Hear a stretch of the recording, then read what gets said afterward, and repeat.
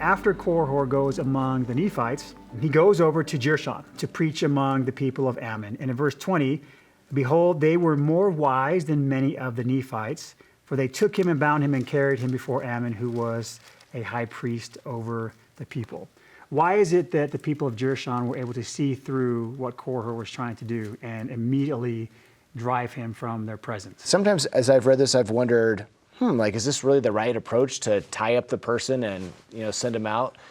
Maybe figuratively, that is what we need to do sometimes with the media in our lives, is just get it out. Or if we're watching a show, having the courage to say, and this is sometimes hard as a dad, to be like, sorry kids, show's over. And they're like, you promised us a movie night. We're like, well, not this movie, Or if there's other negative influences, to bind those and say, I just can't even participate in this.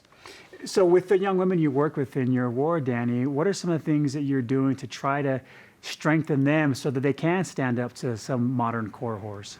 So often I hear the youth saying that social media is negative. Social media is not negative. It's the words and the messages that they're, taking in. And so one of the things I've done with the young women is every year when we start scripture study, we provide podcasts and social media accounts for them to study where they can draw in those positive words.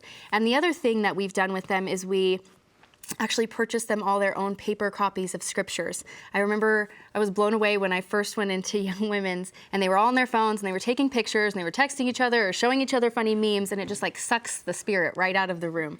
And it's not the phone that's the problem, right? It's what's happening. So we actually did an entire activity where we brought in paint and stencils, and they personalized their scripture covers to now it's a beautiful representation of who they are, and they know where to go to find those positive influences. They're sitting on their nightstand. They want to take them to seminary with them because it's a representation of who they are.